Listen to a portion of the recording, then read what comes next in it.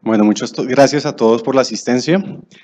Venimos a contarles un poquito de los retos que tenemos nosotros en el desarrollo en esta ciudad que no para de crecer y cómo queremos que se vuelva una muchísimo mejor ciudad de lo que ha sido y cómo eso, eh, en ese gran reto, requiere de la participación de los privados y cómo los fideicomisos se vuelven el mecanismo ideal para juntar todos esos factores y hacer que ojalá las cosas salgan de la mejor manera posible.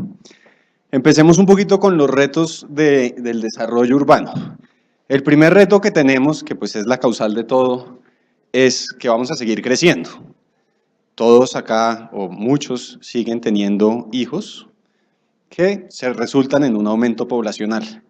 Eso hará de aquí al 2050 que Bogotá tenga un 40% más de los hogares que tiene hoy en día. Pero ese no es el principal factor. El principal factor es la reducción del tamaño de los hogares. Y se ve de muchas maneras, se ve con jóvenes que se van más temprano de sus casas, se ve con jóvenes que ya no quieren casarse tan temprano o que simplemente no se quieren casar, con familias que quieren tener menos hijos y también con una tasa más alta de separaciones. Estábamos confirmando las tasas que tenemos en la administración con el DANE y nos dieron un dato muy impresionante y es que hay el mismo número de nuevos matrimonios que de separaciones en un año en Colombia. Y a eso debemos agregarle las nuevas edificaciones, porque a medida que nos volvemos una economía más fuerte, las personas se educan más, las personas van a los gimnasios, las personas van a trabajar, más personas trabajan, lo cual requiere que no solo haya más hogares, sino que adicionalmente haya más edificaciones como en la que estamos en este momento. Eso hace que Bogotá tenga que duplicar el número de viviendas de aquí al 2050 y que tenga que multiplicarse no por 2 veces, sino por 2.3 si tenemos en cuenta esas edificaciones adicionales. Pero pues eso ya lo sabían y pues eso viene pasando. ¿Qué está cambiando? Está cambiando la forma en la que estamos creciendo. Ahora estamos creciendo con más conciencia. Cada vez debemos ser más responsables y atender más puntos y más cosas, como por ejemplo el tema social. Debemos ofrecerle con mayores condiciones de equidad a todos los segmentos socioeconómicos, especialmente a los menos beneficiados. No queremos seguir teniendo una ciudad en la que los estratos altos viven como viven muchos de ustedes, con buenos andenes, con vías, con parques. Sí, nos quejamos a veces del tráfico, pero Bogotá tiene un buen urbanismo. Pero cuando hacemos nosotros nuestros viajes de los sábados y vamos a Ciudad Bolívar, vamos a San Cristóbal, a San Rafael, a Bosa, vemos que la gran mayoría de la población no vive en esas condiciones. Y el urbanismo, que es estos temas que estamos hablando, se los da la ciudad. No lo adquieren ellos con su poder adquisitivo y por lo tanto ese urbanismo debe ser equitativo. Eso es muy importante que lo cambiemos en la forma en la que crecemos.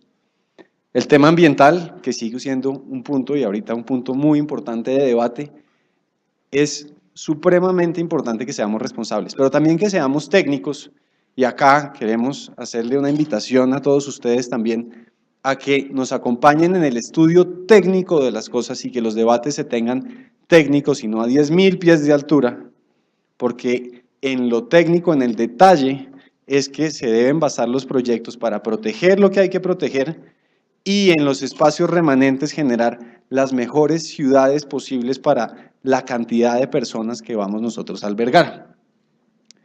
Y finalmente, en términos de infraestructura, no podemos seguir creciendo en una forma en la que el desarrollo no viene acompañado de infraestructura vial y entonces se generan los trancones que todos padecemos, que no viene acompañado de infraestructura de servicios públicos, lo cual genera la contaminación en el río Bogotá que vemos nosotros, que pues viene afectando muy seriamente el medio ambiente, y no puede venir tampoco con la falta de colegios, hospitales y demás. Esa infraestructura es fundamental para que podamos tener una ciudad competitiva. ¿Y por qué es tan importante cumplir con todo esto, con lo social, con el espacio público, con la buena ciudad? porque es que estamos pasando de unas ciudades y de unas economías de la manufactura y de la mano de obra a unas ciudades y unas economías del conocimiento. Y las ventajas competitivas se dan por la calidad de las personas que viven en esas ciudades. Entonces, entre mejor podamos nosotros hacer nuestra Bogotá del futuro, más competitivos vamos a ser y una mejor economía vamos a tener. Entonces, es muy importante enfocarnos en todo eso porque en realidad estamos invirtiendo en el futuro económico de la ciudad. Entonces, ¿cómo lo hacemos? Pues tenemos dos herramientas en la planeación urbana. Normalmente se habla simplemente de, oiga, planee bien, que es lo que lleva haciendo la Secretaría de Planeación mucho tiempo, pero pues la planeación depende de dónde saco los recursos para hacer todo lo que tengo que hacer. Y se genera un ciclo positivo. Si yo planeo bien, probablemente puedo hacer un uso más eficiente de los recursos, y si tengo más recursos, pues puedo hacer cosas más interesantes. Y hoy, pues, venimos a hablar más de la gestión de recursos que de la planeación urbana, que hablamos mucho en la cumbre de alcaldes que tuvimos acá, en Hábitat 3, en el equipo que fue, y pues lo tocaremos un poquito sobre la calidad de ciudad que queremos dar. Pero realmente lo importante en este rol es cómo gestionamos los recursos. Y ese es el rol del fideicomiso. Es en estos grandes proyectos en los que yo tengo que tener como partes al sector privado, tengo que tener como partes a unos propietarios de suelo, y en el caso de Lagos de Torca, en el caso del metro, tengo que tener como parte además a unos inversionistas adicionales, a unos terceros que están invirtiendo, pues necesito un ente que de confianza, que es la traducción literal del trust, que le genere confianza a todas esas partes para regular las relaciones en todas esas partes y se dé ese fin que queremos para la fiducia. Ese es el objetivo y ese es el rol tan importante que juegan los fideicomisos en ese desarrollo urbano. Entonces miremos cómo Lagos de Torca, a partir de todo esto que venimos conversando, buscamos generar una mejor ciudad y cómo al final en esa búsqueda de esa mejor ciudad encontramos que los fideicomisos eran la mejor manera de llegar a ese objetivo. Lagos de Torca es lo que muchos conocen como el Plan Zonal del Norte, las últimas 1.800 hectáreas en grande de suelo urbano y suelo de expansión que le quedan a Bogotá. Están ubicadas a partir de la 193, en su mayoría 183 acá en esta esquina, hasta la 245, esto acá es el Buda para que se ubiquen, el Club Guaymaral y las urbanizaciones de San Simón y San Sebastián, la autopista norte como eje central con el humedal Torca-Guaymaral. ¿Qué ha pasado con este plan de ordenamiento zonal y por qué esto es tan importante? El plan de ordenamiento zonal nació en el plan de ordenamiento territorial del 2004, es decir que llevamos 12 años con la orden que nos dio el plan de ordenamiento y el consejo de desarrollar este suelo y se debía desarrollar como una sola unidad. Y los esfuerzos se empezaron a dar desde la administración de Lucho Garzón, se contrató un estudio del CIDER que empezó a estudiar el área, eso resultó finalmente en un decreto de la Bogotá positiva, el decreto 043 del 2010, que le empezaba a dar vida, pero que carecía de un tema muy importante y era el cierre financiero, lo que venimos a hablar hoy. Para alcanzar ese cierre financiero se da un primer paso, que es el acuerdo 451 del 2010, un acuerdo de valorización para recaudar 379.000 millones. Con una falencia, y es que ese acuerdo cobraba valorizaciones de las 72 para el norte. Y aquellos que viven en la 73 y se les cobra un impuesto de valorización, realmente no reciben mucho de esa valorización en sus inmuebles. Realmente los inmuebles que se valorizan son los que están en el área de desarrollo. Por esas razones, ese acuerdo se suspendió y en este momento estamos nosotros devolviendo todos los recursos que se habían aportado. Tratando de continuar en ese cierre financiero, los decretos 464 de 2011 y 537 lograron establecer el intercambio de edificabilidad a cambio del suelo que requería la infraestructura. Para desarrollar este proyecto necesitamos cerca de 500 hectáreas que son el humedal, el Parque Metropolitano Guaymaral, las vías arteriales, el suelo para hacer el centro intermodal y los demás aspectos de los que ahora vamos a hablar. Entonces, a quienes entregaran esos suelos se les daba edificabilidad. pero faltaba todavía establecer cómo el distrito recaudaba o generaba los recursos que fueran a ejecutar las obras. El cambio de administración del 2010 al 2012, del 2011 al 2012 tiene un impacto negativo, hay un cambio de visión y desafortunadamente se derogan los decretos 537 y 464 y el Plan de Ordenamiento Zonal del Norte queda sin una base financiera que le dé viabilidad. Nosotros llegamos en enero y la visión de la administración fue trabajar y construir sobre lo construido, un poco lo que mencionó Andrés, aprovechar todos esos estudios que se han hecho sobre esta zona, aprovechar y conversar con cada una de las personas que había trabajado en esto para conocer todo lo bueno, pero también todo lo malo, que no fuéramos a cometer los mismos errores que se habían cometido en el pasado. Y gracias a eso, gracias a todo el trabajo que se había hecho, fue que logramos tener un proyecto de decreto en 8 meses. ¿De qué estamos hablando? ¿Y cuál es ese cambio importante que queremos dar? Es ir más allá de lo tradicional. Queremos tener una ciudad inteligente en cuanto a lo ambiental, una ciudad inteligente en cuanto a lo social, una ciudad inteligente en cuanto a lo económico. En cuanto a lo económico, pues queremos fondearnos de la mejor manera posible. Entonces miremos un poquito de qué se trata esta ciudad antes de profundizar en el tema del fideicomiso. Lo primero, y el alcalde lo repite de manera significativa, es el espacio público.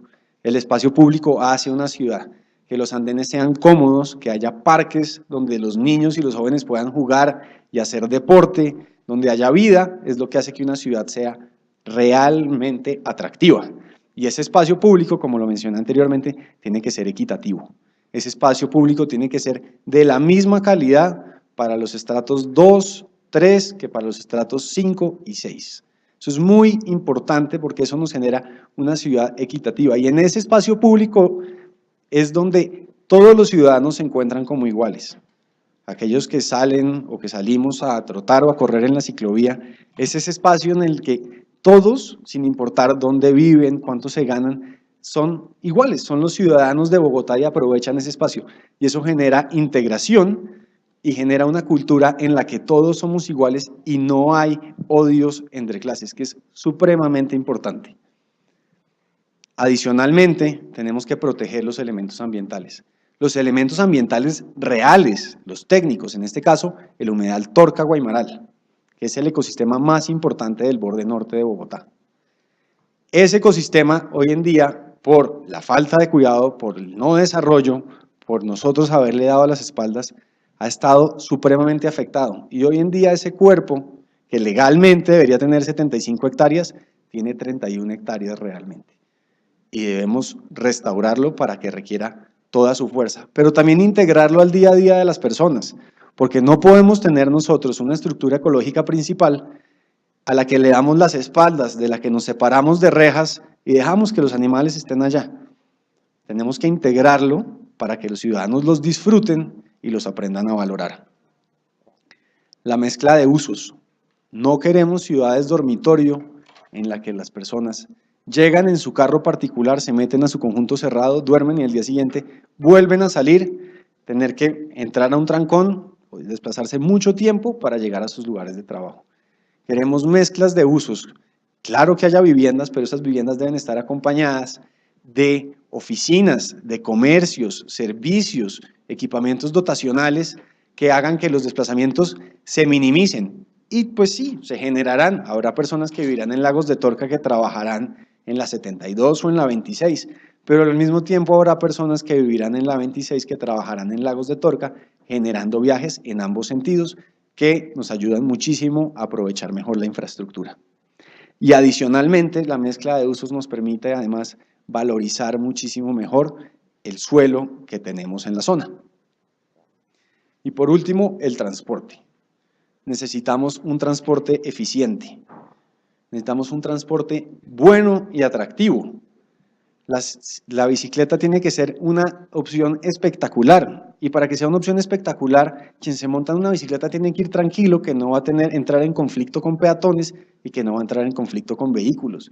Que los papás se sientan tranquilos que si su hijo se va a ir al colegio en bicicleta, como pasa en muchísimas partes del mundo, no va a tener que compartir en ningún momento esos carriles de bicicleta con los carros. Entonces, hemos establecido en todos los perfiles viales ciclorruta.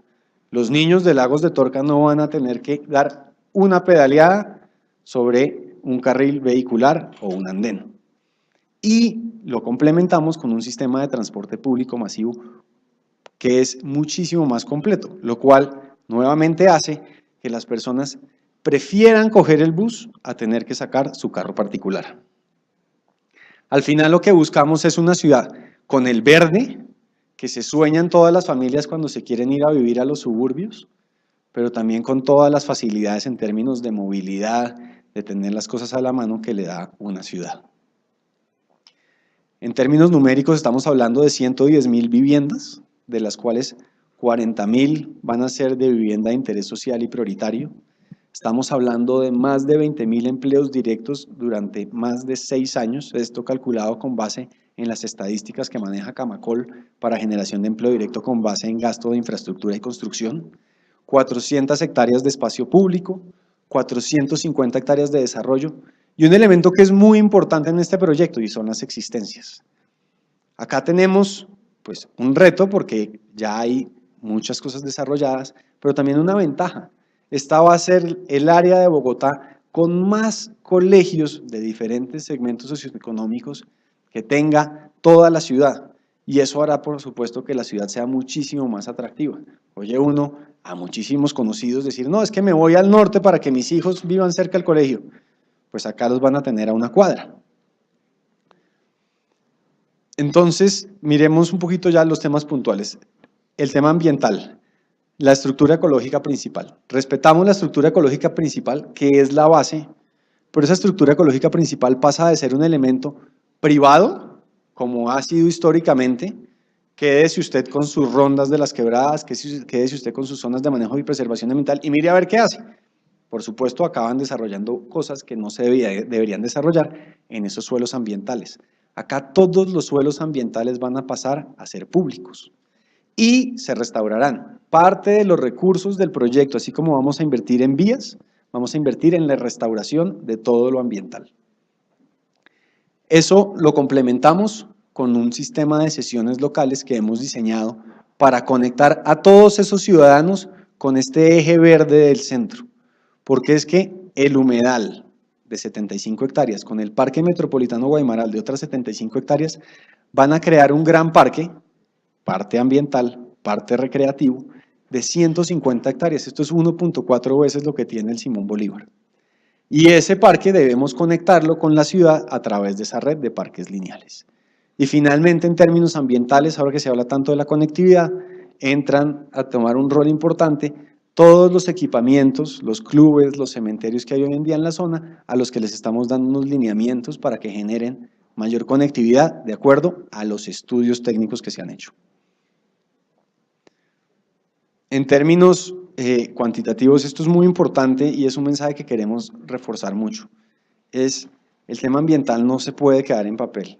El tema ambiental nos sirve con soñarnos la tierra completamente llena de verde y sin ciudades. Tenemos que hacerlo una realidad. Y para hacerlo una realidad necesitamos recursos. Y los recursos vienen de un desarrollo responsable. Acá vamos a pasar de 18 hectáreas de cobertura forestal que hay hoy en día en la zona a más de 400. Vamos a pasar de 5.000 árboles sembrados, 5.000 que hay en 1.800 hectáreas, a más de 100.000. Vamos a devolverle al humedal las 75 hectáreas que se merece. Y más importante, que este es el que se nos olvida porque se volvió parte de nuestro día a día, es la contaminación que generamos cada vez que nos montamos en un automóvil. El 15% de los bogotanos se desplazan en automóviles particulares. Si el 15% de esas familias que vivirían en Lagos de Torca se fuera a vivir 15 kilómetros más al norte, a Zipaquirá, Cajicá, Tocancipá, generaría 37.000 toneladas de CO2 al año. Suena harto, pero pues, ¿cuánto es eso realmente? Pues para balancear ese efecto, para volver a captar esas 37.000 toneladas de CO2, necesitamos sembrar en densidad 1.700 hectáreas. Es decir que, si no vamos a darle vivienda a esas 110.000 familias en Lagos de Torca, mejor sembremos toda esa zona pero además quitemos los colegios, los cementerios, los clubes, porque también tenemos que sembrar eso, simplemente para balancear el impacto que tiene eso en términos de carbono. Entonces lo ambiental no es solo lo que vemos, sino también lo que generamos cuando nos desplazamos. Sistema de movilidad ya lo tocamos y ahora vamos a ver un poco los perfiles viales donde lo profundizamos, pero queríamos mostrarles este plano. Esto en rojo son cada una de las ciclorrutas de la vía, de la malla vial arterial que va a haber. Esto no incluye las ciclorrutas de las vías locales que generen el desarrollo. Miren toda la conectividad que hay y la complementamos con un sistema de transporte público que va a tener la troncal de la séptima que mencionó Andrés.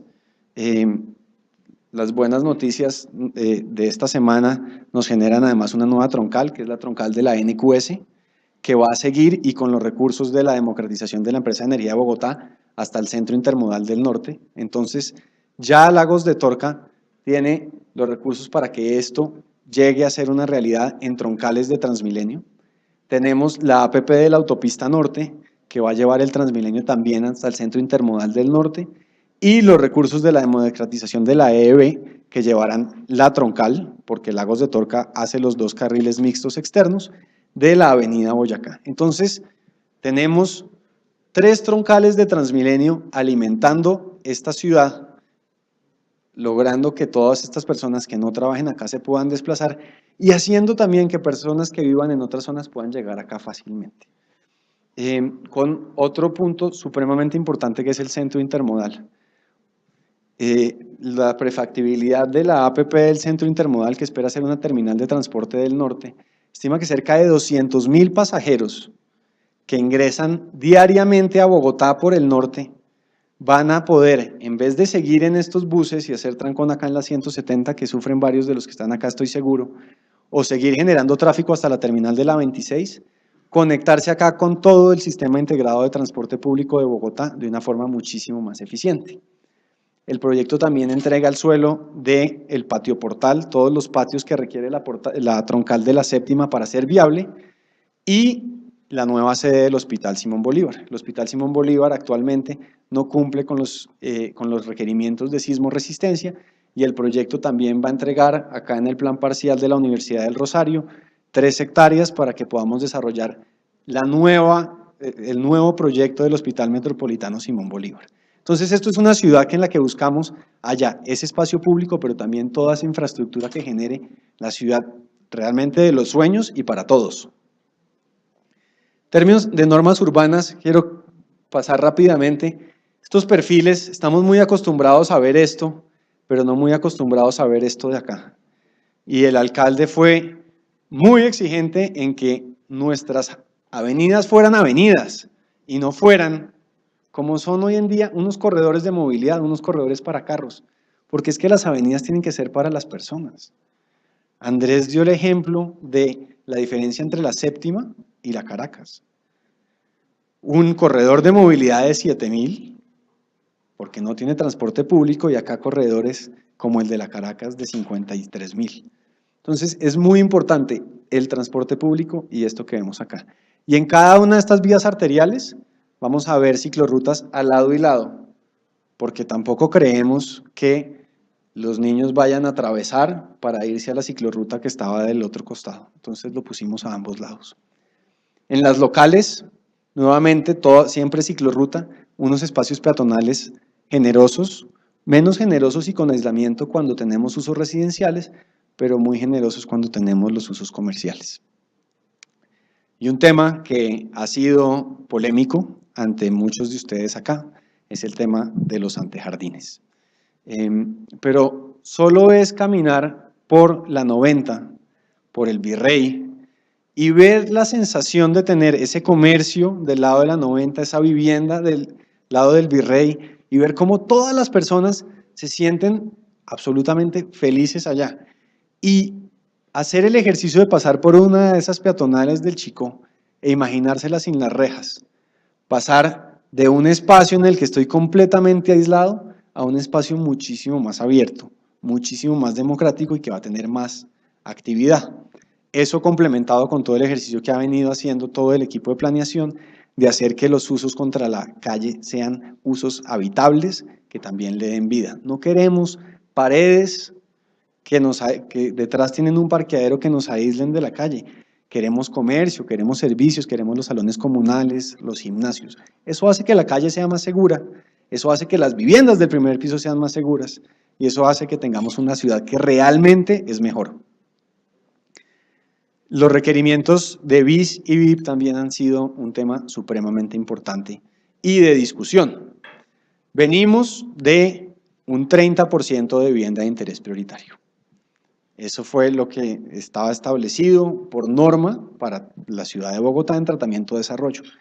Y teníamos que hacer algo, por supuesto, que fuera mejor social de lo que existía. No podíamos dar un paso para atrás, pero también tenía que ser mejor económicamente y socialmente. Entonces, en términos económicos es mucho mejor generar ese 20% de BIS que ese 10% de BIP, pero adicionalmente nos permite tener una ciudad con diferentes segmentos sociales y por supuesto darle dinamismo, porque es que 110.000 viviendas es una Manizales, y una Manizales tiene que tener absolutamente todo, tiene que tener todos los segmentos socioeconómicos, tiene que tener comercio, oficinas, colegios, eso es lo que queremos tener acá. Ahora, pues, ¿cómo logramos todo eso? Nosotros tuvimos una reunión con el equipo del Banco Mundial en la cumbre de alcaldes y nos decía, pues muy bonito, pero pues ahora vuélvalo realidad. Y para volverlo realidad necesitamos de ustedes, necesitamos del sector privado, porque los pocos recursos que tiene Bogotá los tenemos que destinar en mejorar la ciudad que hoy en día tenemos. Y el nuevo desarrollo, así como cuando se desarrolla un pequeño lote en tratamiento de desarrollo que tiene que hacer sus vías locales, que tiene que hacer sus sesiones para colegios, pues acá tenemos, ya no es un pequeño lote, tenemos es un gran proyecto que tiene que pagar también por su infraestructura. Y eso requiere de un trabajo en equipo que nosotros pues hemos buscado y hemos venido trabajando durante los últimos 10 meses, teniendo reuniones y aprendiendo, y lo que van a ver ustedes acá no es lo que se encerró la administración y se inventó durante 11 meses, sino fue un proyecto y un trabajo en proceso que continúa y que es muy bueno cuando tiene una reunión y presenta el proyecto y le dicen, oiga, Juan Camilo, ¿y este tema cómo lo soluciona? Y la mejor reunión es cuando uno no sabe cómo soluciona ese tema porque pues es una cosa que puede todavía mejorarle el proyecto y eso fue el resultado de esto, gracias a muchos de los que están acá y muchos que no están acá, que fueron, se acercaron a planeación, quisieron conocer y nos hicieron las preguntas que han hecho que este proyecto pues sea lo que les vamos a presentar. El reto es gigante, 500 hectáreas de suelo, suelo ambiental, suelo de vías, suelo de hospitales, suelo de infraestructura de transporte, más 2 billones de pesos. Y 2 billones de pesos no es lo que necesitamos para hacer ese perfil de la Boyacá que les mostramos con 2 carriles lentos, 2 carriles rápidos, el Transmilenio. Esto es lo mínimo. Esto es para hacer cada una de las vías de la malla vial arterial en 2 carriles externos y dejar el suelo necesario para que después, a través de iniciativas público-privadas, generemos los carriles adicionales. Nos quedamos con esto porque esto era lo que necesitábamos para hacer el proyecto viable, pero buscando un balance entre lo que debía aportar el proyecto a unas vías que necesita el proyecto, pero también que esos otros 2 carriles rápidos centrales que necesita la ciudad, pues los ponga la ciudad, buscando que sea un proyecto equitativo. ¿Y de dónde sale eso? Pues del desarrollo, como en cualquier desarrollo que se hace normalmente. Y acá tenemos 2 puntos que han sido también muy delicados. Tenemos suelos desarrollables, donde hoy en día no hay absolutamente nada, pero tenemos suelos que a los que en la formalidad, en los archivos de la administración no han sido desarrollados, pero que en la realidad sí. Y tenemos que generar los incentivos para que esos predios se formalicen, porque no nos sirve de nada a nosotros sacar una norma que lleve a que pues ellos se queden tal como están. Queremos acá que todo el mundo contribuya porque también todos se van a beneficiar. Entonces, sabiendo que necesitamos 2 billones de pesos y 500 hectáreas, pues la gran pregunta era cómo nos hacíamos a ese suelo. Entonces empezamos a ver las fuentes tradicionales, las que da la ley 388. La primera fuente es el impuesto de valorización. Ya se había intentado, pero pues acá sí lo íbamos a hacer bien, teníamos que cobrar la valorización, era a los predios que se iban a valorizar. Y era imposible cobrar 2 billones de valorización en el próximo impuesto predial que le llegara a los propietarios. Entonces ese lo descartamos. La siguiente fuente es la participación del Estado en plusvalía. Se tiene una norma anterior, se le da una norma nueva, mejor, y el Estado participa, en el caso de Bogotá, en un 50% de ese valor adicional que se genera. Sin embargo, tiene un problema, y es que es de poca flexibilidad. Esos pagos se hacen cuando hay una enajenación, en muchos de estos casos ya inclusive los predios ya están en fiducias, gracias a muchos de ustedes, que hace que la enajenación no genere plusvalía porque lo que enajenan son los derechos fiduciarios. Y entonces teníamos que esperar a las licencias.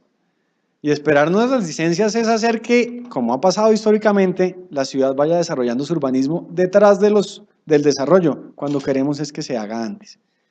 Sin contar que ese impuesto de plusvalía o esa participación en plusvalía, como estaba planteada, tenía que entrar al presupuesto de Hacienda, ser aprobado por el Consejo y después de un largo proceso, probablemente volverse obra.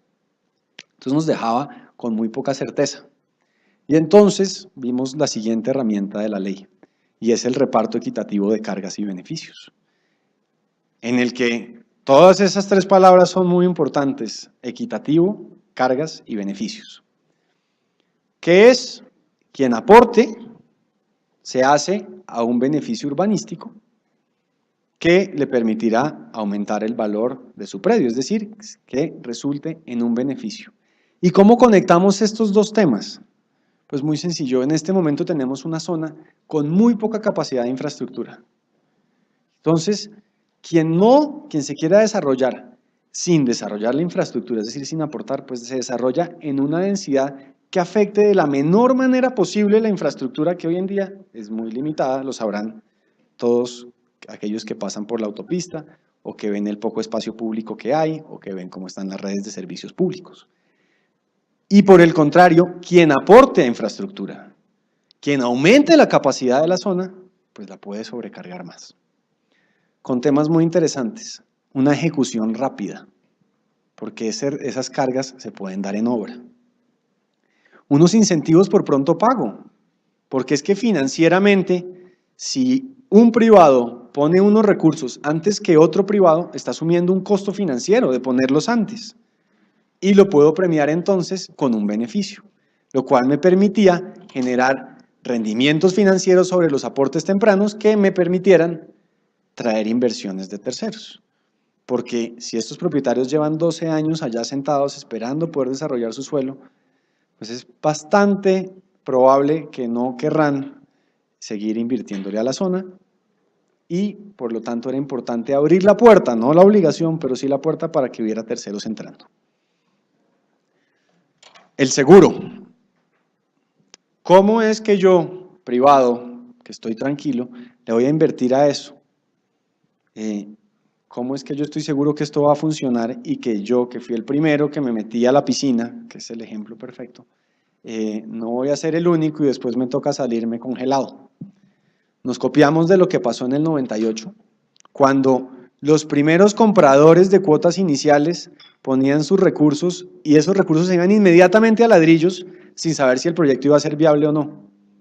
Y pues era viable, estábamos en una época de boom y entonces los edificios se seguían vendiendo, entraban más cuotas iniciales y al final pues ese primer comprador recibía su apartamento, hasta que dejó de ser ese boom y esas primeras cuotas iniciales, esos primeros aportes en este caso, no se vieron acompañados de otros aportes que viabilizaran el proyecto y esos primeros compradores se quedaban con unos ladrillos enterrados, con nada más. No queríamos que nos pasara lo mismo acá, que esos primeros aportantes se quedaran con unos primeros metros cuadrados de pavimento o de tubos en alguna parte del proyecto, con alguna tierra escriturada al distrito y que este proyecto no hubiera sido viable porque nadie más aportó. Y creamos un punto de equilibrio. Ese punto de equilibrio es la ejecución de las obras de la NQS, la 200, la Santa Bárbara, la Guaymaral y la Boyacá. ¿Por qué bajamos acá? Porque por acá viene el tubo de alcantarillado. Porque ese punto de equilibrio no solo tiene que dar viabilidad a los ojos, sino tiene que dar una viabilidad técnica. Y necesitábamos que ese punto de equilibrio le diera viabilidad a todos los planes parciales de desarrollo. Y tuvimos suerte también, porque no tenemos planes parciales de desarrollo por acá, donde nos hubiera tocado hacer unas líneas adicionales.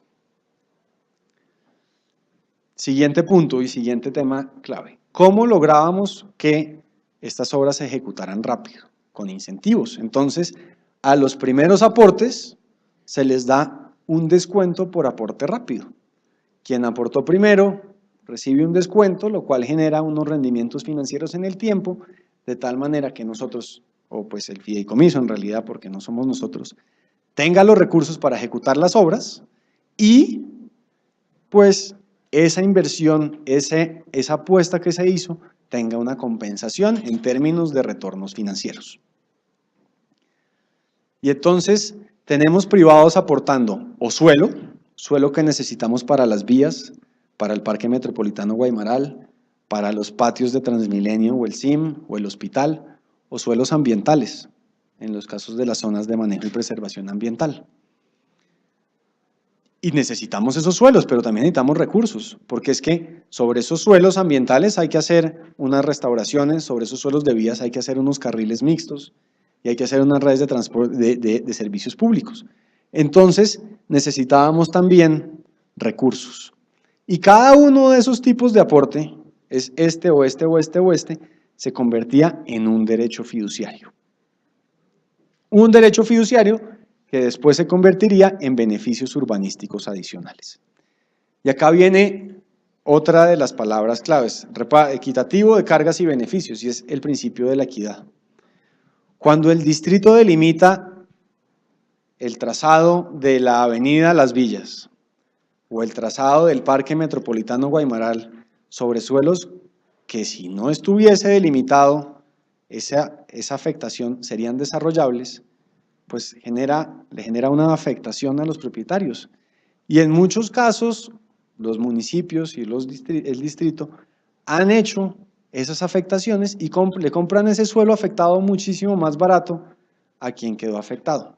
Pero eso no es equitativo.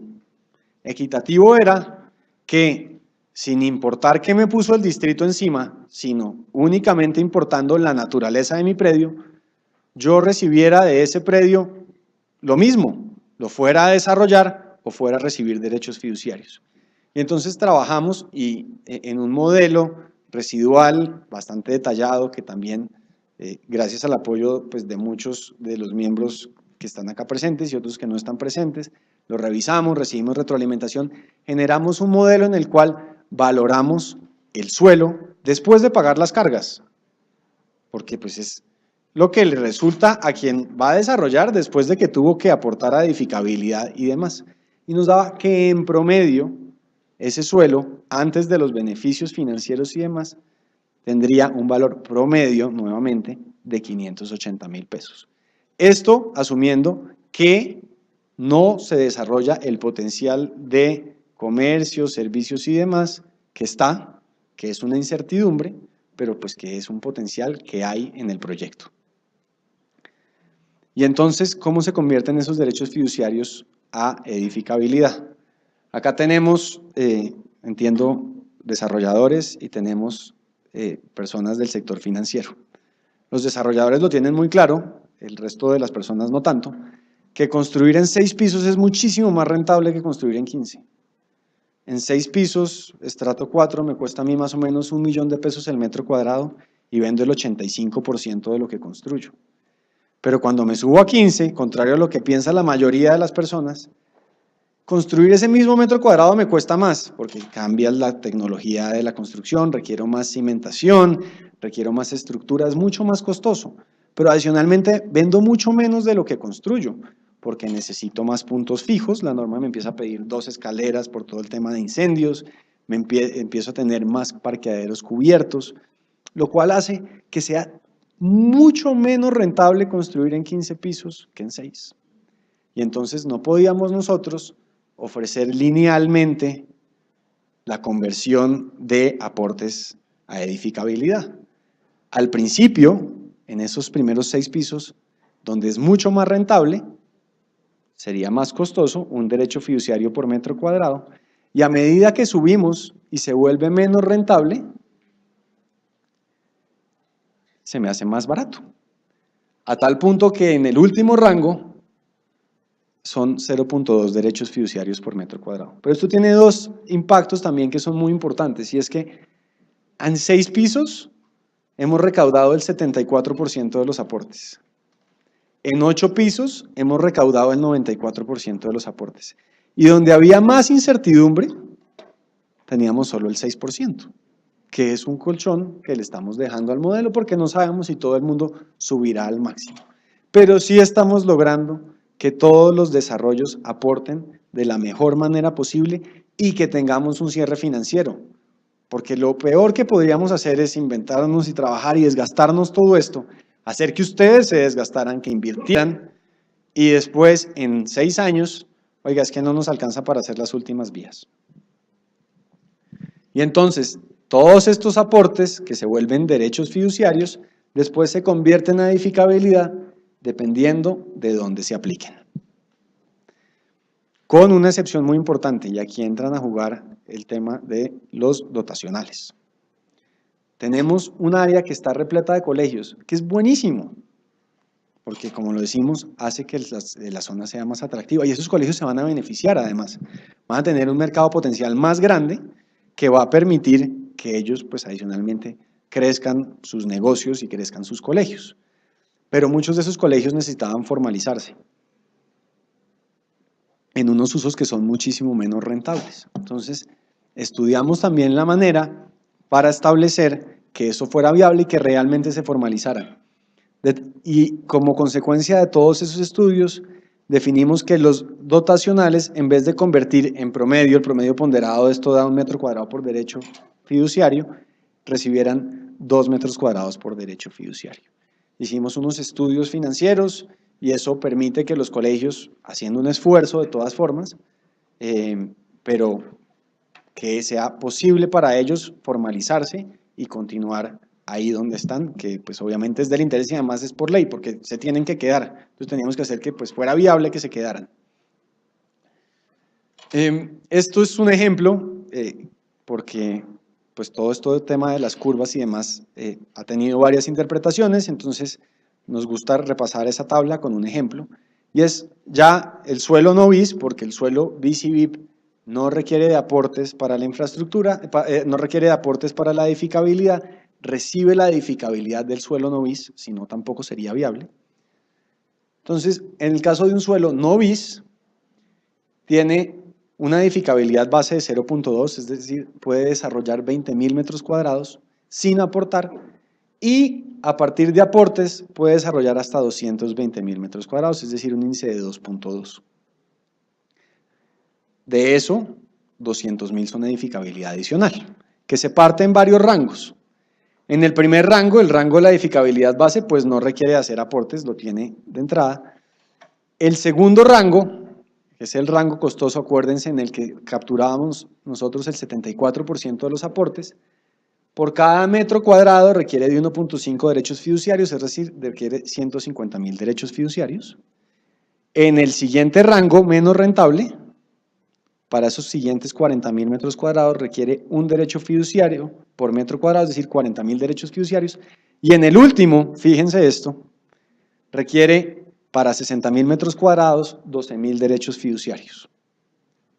Eso hace, por supuesto, que haga el mayor esfuerzo por construir lo que más pueda. Eso hace que haga el mayor esfuerzo por maximizar el valor de su lote, pero también como administración para nosotros es muy importante, y el alcalde lo ha repetido mucho, por utilizar de la mejor manera el suelo que estamos desarrollando.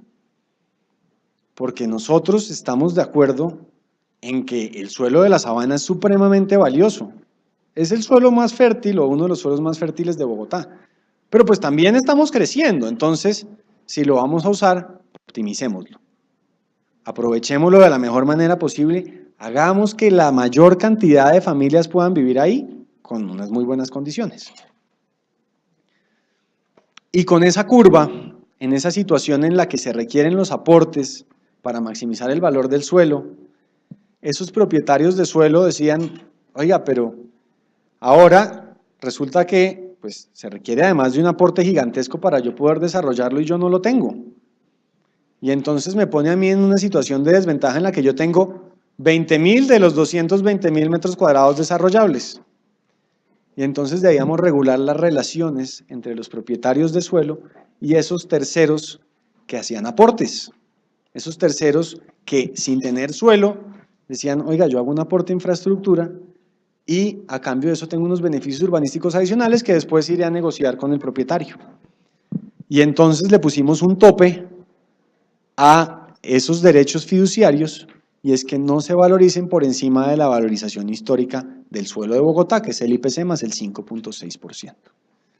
Con un proyecto tan atractivo que esperamos que esos 580.000 pesos por metro cuadrado se valoricen muchísimo más de lo que hay ahí y lo verán en el documento técnico de soporte como las diferentes iteraciones y mezclas de usos ya lo pueden lograr, además de todo lo que hemos hablado acá.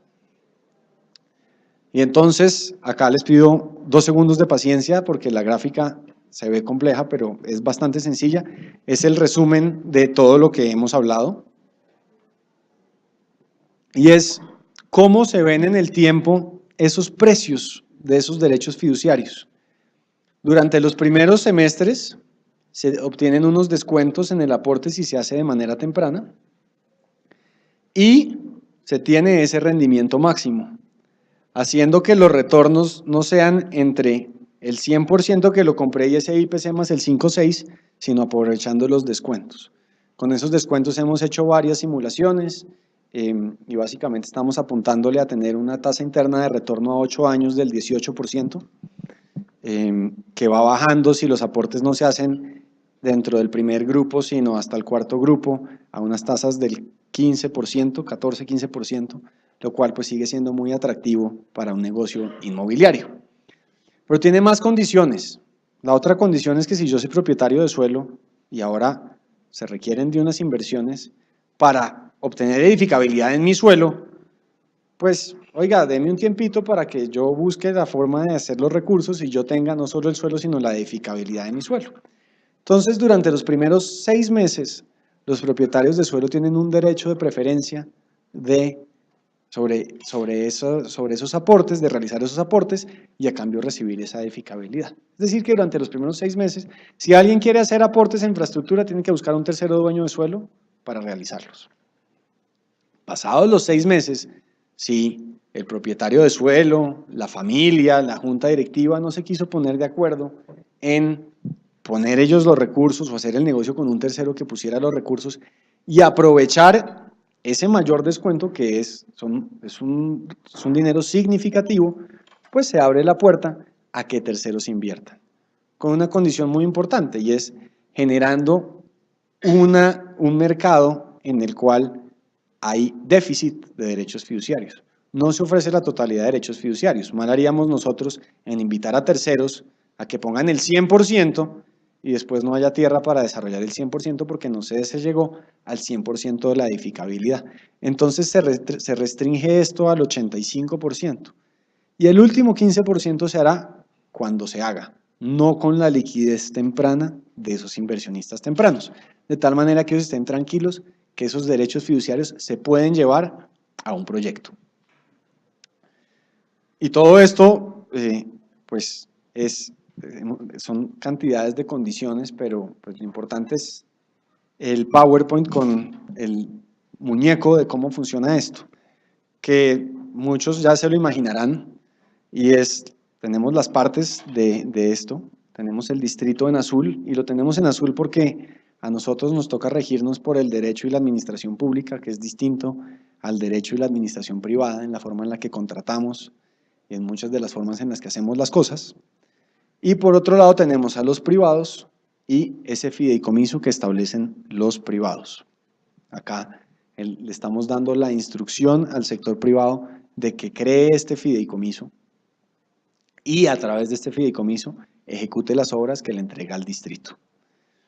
Para crear ese fideicomiso hemos establecido unas condiciones que como ciudad nos parecen muy importantes. La primera es que sea un fideicomiso democrático, es decir, que el 25% del suelo, tenga suelo de carga o no tenga suelo de carga, vaya a hacer su aporte o no, pero participe en la creación de ese fideicomiso, para que tengamos participación de muchas partes.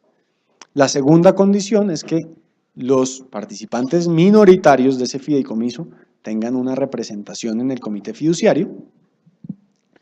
Y pues las terceras condiciones son ya condiciones que nos aseguran las condiciones tanto a nosotros como distrito como a los participantes. ¿Cuáles son esos? El primero lo vimos al principio, es el punto de equilibrio. Hasta que no recaudemos los recursos necesarios para hacer ese anillo vial que ustedes vieron, esto simplemente es una fiducia igual a la de preventas, con las mismas condiciones de preventas, que le asegura a estos privados que ese suelo que pusieron ahí, si no se llega al punto de equilibrio, se lo devuelven. Y esos aportes que pusieron ahí, si no se llega al punto de equilibrio, se los devuelven. No se están invirtiendo en obras de un proyecto que todavía no estamos absolutamente seguros que va a ser exitoso. Llegado el punto de equilibrio, este fideicomiso con esos suelos empieza a ejecutar convenios con las diferentes entidades del distrito que van a recibir esa infraestructura al final, va a pagar por las interventorías que van a asegurar que esas obras se hagan bien hechas y por una instrucción irrevocable que tiene ese fideicomiso, el distrito está tranquilo que esas obras se van a convertir en una infraestructura real. Y entonces puede ya el distrito, a cambio de esos certificados fiduciarios que recibe el privado, asignar derechos asignar edificabilidad adicional en los planes parciales. Va el desarrollador con su certificado fiduciario a planeación y dice: planeación, ya el proyecto es viable, ya se cumplió el punto de equilibrio, aquí están mis aportes, deme la edificabilidad en mi plan parcial que necesito. Y ya como un resultado de esta ejecución, puede ser en paralelo, antes o después, ese fideicomiso entrega las obras terminadas al distrito. Eso es cómo funciona. Esto, supremamente importante, y una pregunta que sale siempre, es un proceso voluntario. No, por definición, los repartos equitativos de cargas y beneficios son voluntarios, y lo hemos definido de una forma en la que sea muchísimo más atractivo participar. Pero no hace que pues, aquel propietario que diga: oiga, no, es que yo mi suelo no lo quiero aportar allá a ese fideicomiso, yo no le quiero todo eso. Seguimos manteniendo todas las herramientas de ley que nos permitirán, a través de las entidades del distrito, hacer expropiación en favor del fideicomiso para que esos suelos que no se aportaron, de todas formas garanticen que el proyecto es viable.